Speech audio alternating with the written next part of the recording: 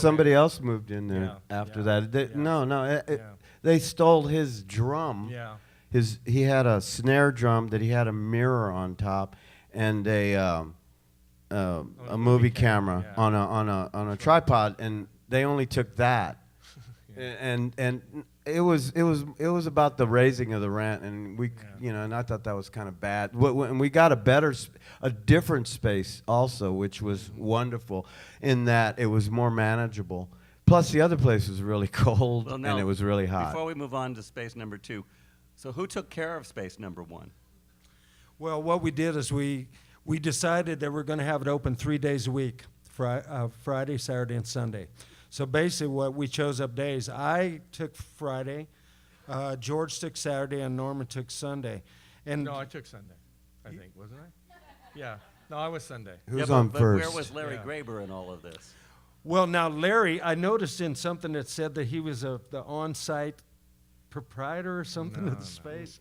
No, he Anyway, lived there. he actually took care of the space a couple times when we were like But our he lived in the space, did he lived not? in the space. yeah, he lived in the space. Yeah. Well, after Much much later. Much later, after, okay. After SAMOMA moved out, then they. I Right? see. Yeah. When the. This is the cooperative thing with moved revisionist history. You Yeah, get we- bits and pieces, and then it eventually Sorry. comes together. We had people, sometimes we needed a break, and then they would sit for us. It was really nice. And we would go on jaunts. We went to New Orleans to see King Tut. All of us. It was wonderful. Hey, I do want to mention one thing though.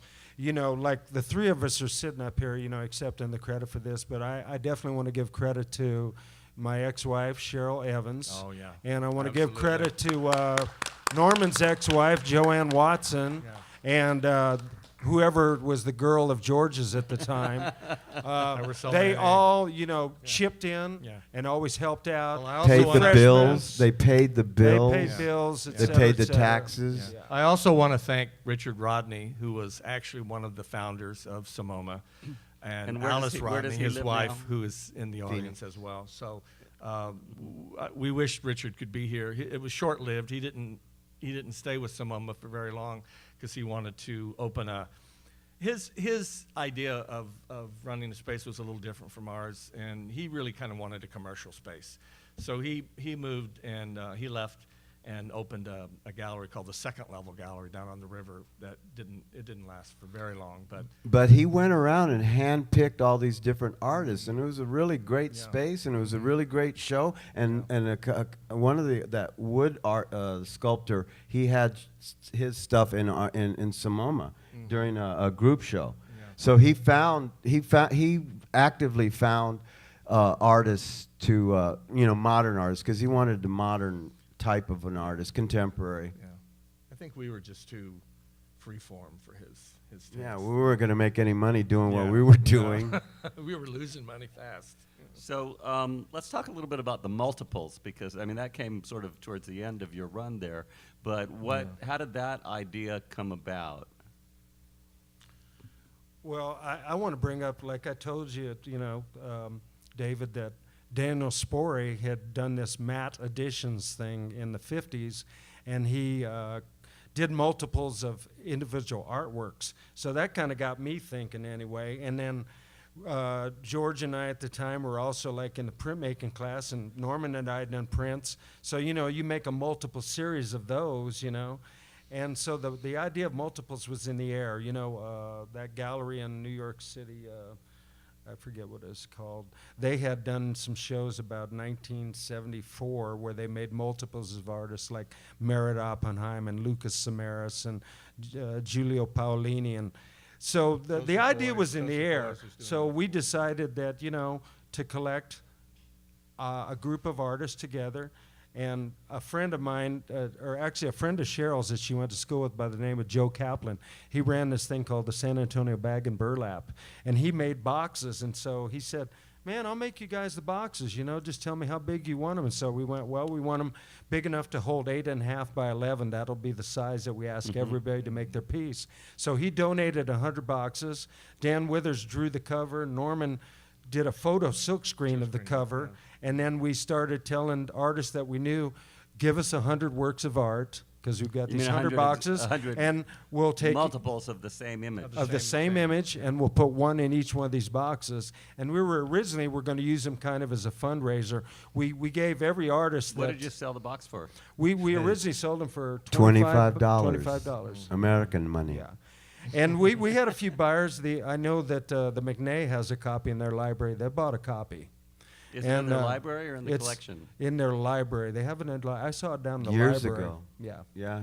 And we had a lot of people buying, but every artist that did a piece, I think, did he get one copy Yeah, or two? I think they One, got I think. one. One copy, Yeah, a free one. copy, their own for being And I also involved in the piece. I want to thank Roger Avila for donating the set to SAMA, which is accessioned into our collection, and of course now they're all very nicely framed up for this exhibition.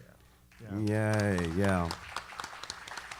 Yeah, see, what happened, we also saw the museum in drawers, and there was this museum in little drawers. So we were thinking about that, and then, so what happens... About Duchamp and the valise? Yes, in the limited edition of the valise. So if you, and it's amazing how many people are telling me that they have a box, the multiple. Carol Cannon Carpenter just told me, she showed me hers. I went over to her house, and she showed me hers. And my father's was put on a shelf, and then mine were looked at, but that's why it's in such good Such shape. pristine condition. Mhm. And then tell us, how did Al Martin get involved in the project of the multiples? Well, Alvin Martin, he was my, when I was writing my thesis, because during the time of SAMOMA, I was going for a master's degree at UTSA. So when I was writing my master's thesis, he was my advisor to that. What was your thesis on? My thesis was on an artist by the name of Alan Surratt. Oh, yeah. Because I wanted to do I was kind of a, I was kind of a tail end hippie and went through that thing. And for me, Surratt, he embodied that idea of the artist as kind of the hippie magician. His work was abstract, kind of looked very ephemeral, made out of a lot of wire and sculptural media. So, Al helped me. He really helped me with the paper. And so then, he would come to the shows at SAMOMA too. He saw what we were doing. And so when we decided to do the multiple, he was just a natural for the guy to introduce us, because we felt, well, he's got this cloud because he is a well-respected historian of art. He had just put on this show at the Whitty called Real Super Real, and it was a huge show of the super realists, like Chuck Close and those guys. Well, I have to tell you a little bit about Al Martin, because he did a similar show at Harvard. And the first day I stepped into the Fogg Art Museum as a graduate student at Harvard, in the gallery on the first floor was a show that Al curated of recent figurative sculpture. And so, of course, when I came to San Antonio, when Norman showed me the box and saw Al's name on there, I said, there must be something here worth looking at, because, Al had a Luis Jimenez, by the way, in the show, at the barfly sculpture in the show at Harvard. That was my introduction to Al Martin, was through that show, and he and I were in a seminar together that there were just 6 of us, and we curated a show of a cubist, Jacques Villon, Marcel Duchamp's older brother. Yeah. Well, the thing I like about Al's introduction, he says art is an act of love. Man, I don't think you can say it much better than that. That pretty much says it all. Because that is why we did it. People go, why did you do it? Were you trying to make money, trying to be famous, trying to do this or that? And it wasn't any of that. It was strictly that the 3 of us loved art, and we continue to love art this day. Norman and I were just talking the other day. Somebody was showing us their art, and he said, let me know if you get tired of looking at the art. Norman and I looked at each other and like, we'll never get tired of looking at art, ever. So when he said art is an act of love, he put his finger right on the pulse of it. That's why we did it, because we love it.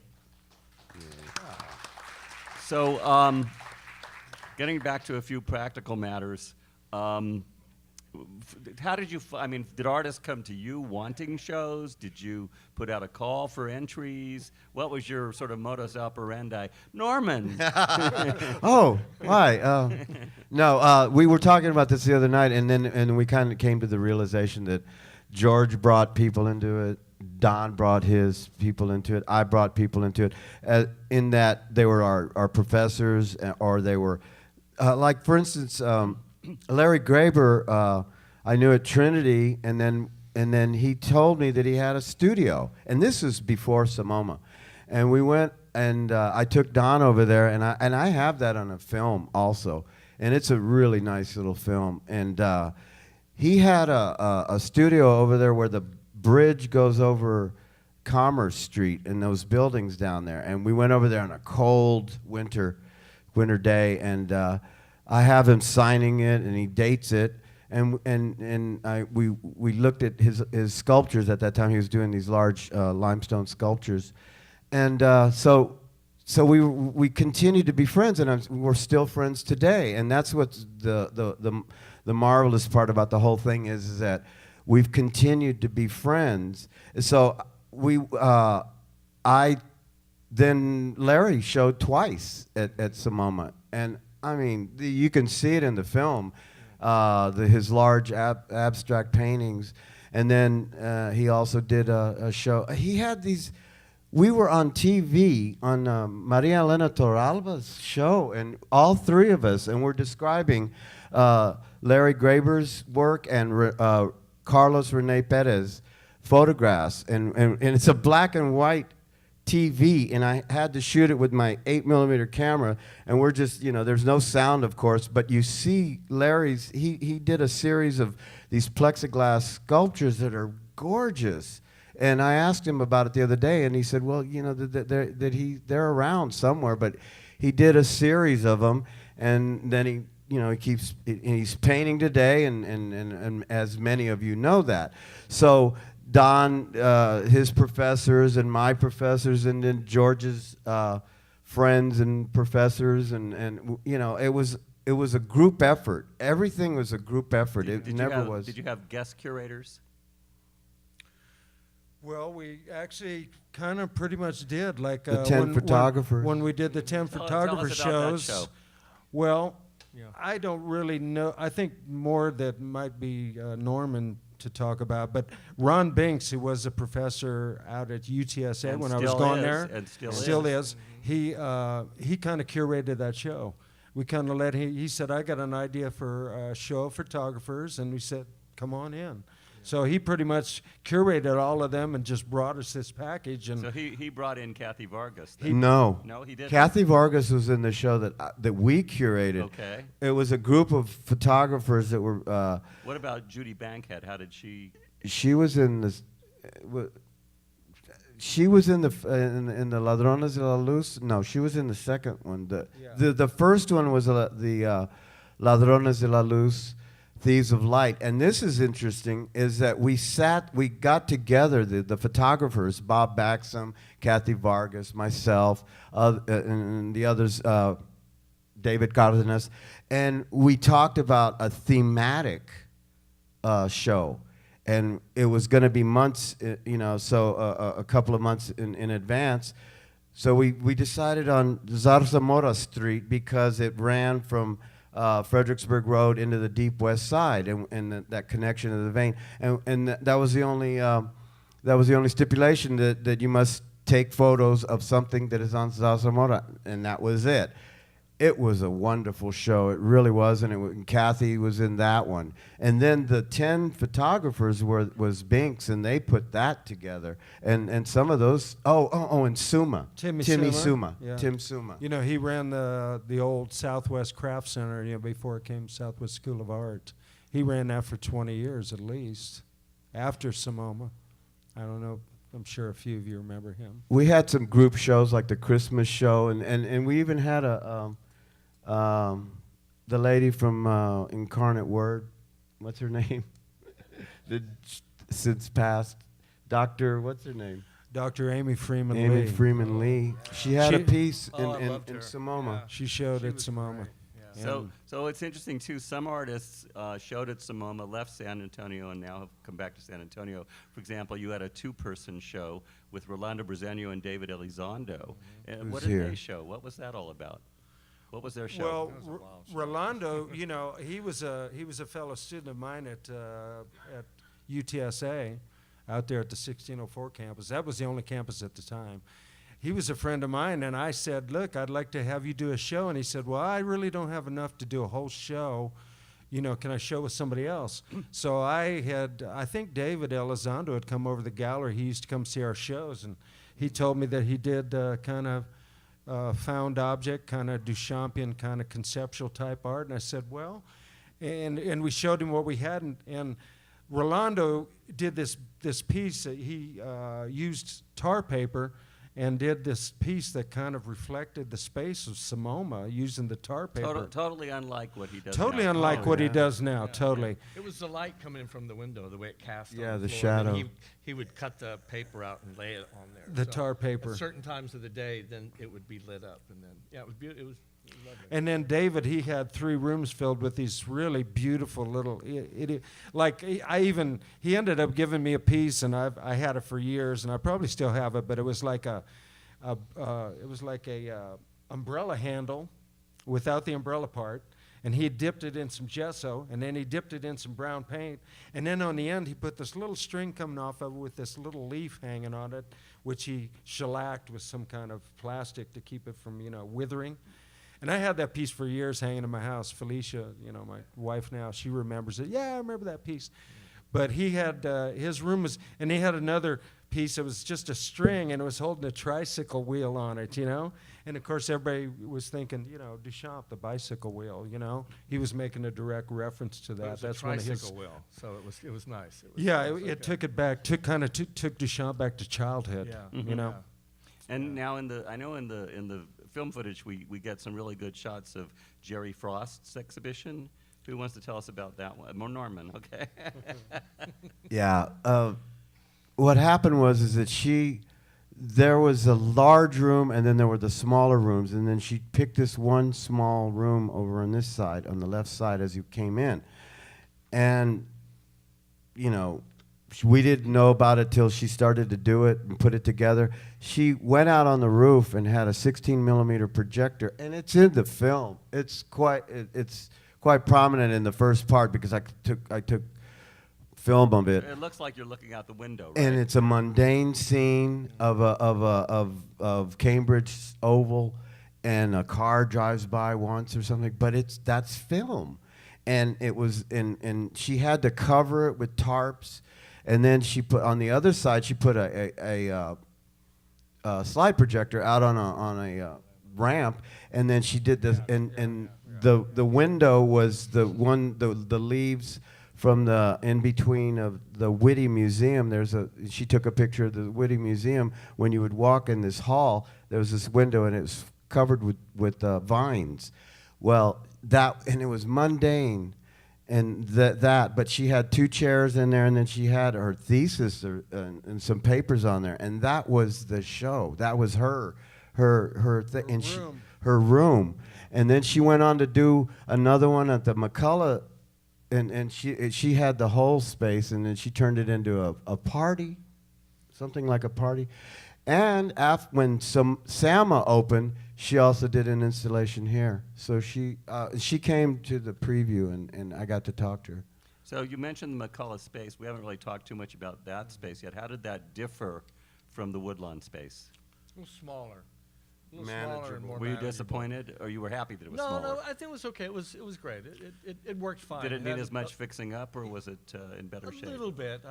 I sort of took it upon myself to it had this really horrible linoleum, and I hated it, and I was going to be the first show there. Ah. So I took it upon myself to scrape all of it. Don and Norm were like, "We're not doing that. I don't want to do that. Don't do it." And I was like, "I'll do it anyway." So I did it. We got into trouble with our neighbors. There was a dumpster, and I would throw everything in the dumpster, and it was a mess. But anyway, it finally worked out fine.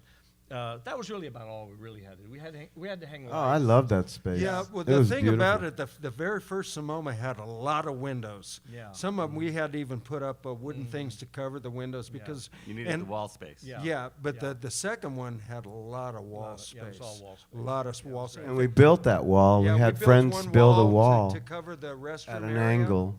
You know, we And built you a could wall, see it. covered the restroom area. and that was additional hanging space in there. And George inaugurated that space with his first show, which he called Mutt Cubism. And what was the last show at McCullough then, the closing show? What was that? The last show actually was kind of a smorgasbord of all kinds of things. We sold the multiples. Mm-hmm. At the show? Yeah, Yeah. at the show. We also were, at the time, we were making T-shirts. So we had all these T-shirts that we made. Plus, Do you we want to were show the T-shirt that George brought tonight? You've got it Yeah. handy there. Well, these were one of a kind because we do stencils cut out.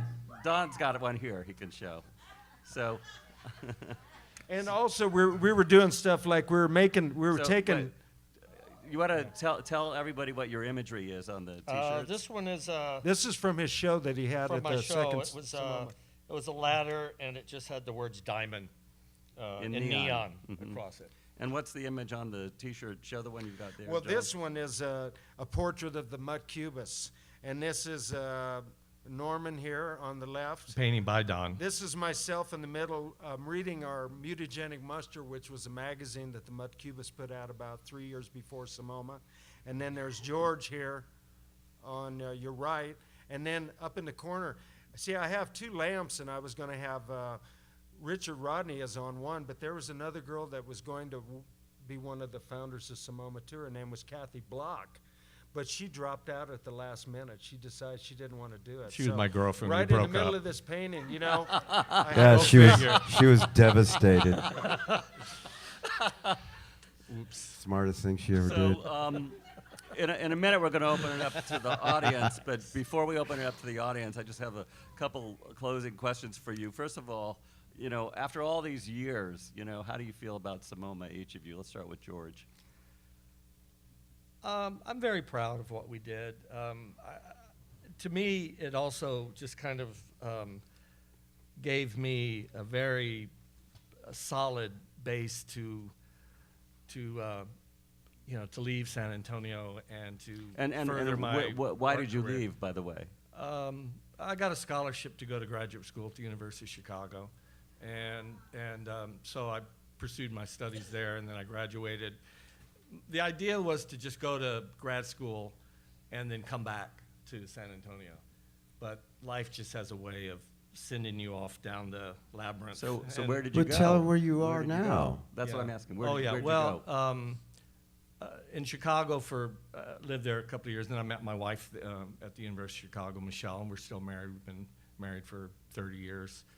And yeah, Ooh's right. Yeah, no, she's great. I love her. She's the love of my life. And but I worked at the Museum of Contemporary Art for a couple of years in Chicago, and then by chance I was offered a job to go work at a gallery in New York.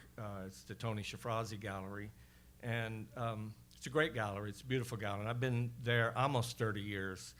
And I don't know if you know Mr. Shafrazi. He's the one that walked into the Museum of Modern Art and spray painted Guernica. Defaced Guernica, yeah. 1974 as an artwork. He sprayed "Kill Lysol" across it. He was protesting the Vietnam War or something. But anyway, that's the guy I worked for the last 30 years. He's quite a character. But He's a Mutt Cubist, too. Yeah, but it was about art on top of art. It was really about trying to make the artwork live again and to bring its voice back, because it was just, it was the crown jewel of MoMA, but people just look at it and they didn't remember the fact that it was the circumstance of why it was painted. It was the Spanish Civil War, and it was the first time aerial saturation bombing over a civilian population took place by the Nazis in the town of Guernica. And so Picasso was outraged, and he painted it, and then it hung in MoMA for many years, but at the time the United States was involved in an undeclared war in Southeast Asia, in Vietnam, and Rockefeller was president. He's a great patron, a great art patron, Nelson Rockefeller, but he was President of MoMA. of MoMA, of MoMA in New York, But he was a big hawk. So here he was, the president of a cultural institution that embraced this artwork that was anti-war, and then you know, and then we were involved in a undeclared war. So Mr. Shafrazi, he wanted to sort of make that painting live again. So Well, whether or what- not he was successful or not, I have my, but the gallery, but he went on to run a great gallery, and we championed Jean-Michel Basquiat and Keith Haring and Kenny Scharf. No, and it's Donald definitely Batchelor. one of the Kind major an 80s galleries, there's gallery, no yeah. question And about I that. really He have had hangs the the honor shows. So to let's talk to yeah. Don now Well, about. I what- do what want to you say, took away. just one Yeah. thing about Shafrazi. When he spray painted that thing, he used a certain kind of spray paint that he knew they could take off of the picture without hurting the picture. Well, the painting was heavily varnished. So it Yeah, was so just, he knew that, Yeah. everything was going to be all right. So Don, what did you take away from SAMOMA, and Well- what did you do after SAMOMA? Well, I learned a lot. I learned a lot,